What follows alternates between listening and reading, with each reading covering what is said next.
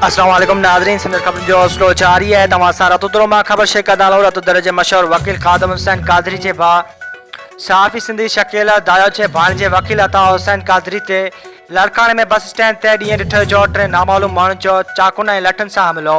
Bus stand ते बीठल माण्हुनि में भॼो ते बीठल माण्हुनि वन फायर ते कॉल करण खां पोइ पुलिस जे पहुचण ते जवाबदार फरार। हमले जे इतलाह ते वकील बिरादरी मनी पार्क क्रैश कोर्ट जे सदर पहुची वियो, जे अता हुसैन कादरी खे फौरन एमरजेंसी वार्ड चांडका पहुचायो।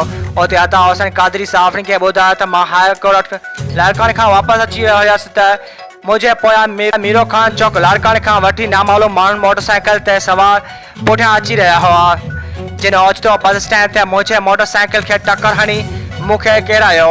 बाद में मूं मथां हमलो कयो। मुंहिंजे दाव ते उते बीठल माण्हू पहुची विया, उन्हनि सां बि जवाबदार अटकण जी कोशिश कई।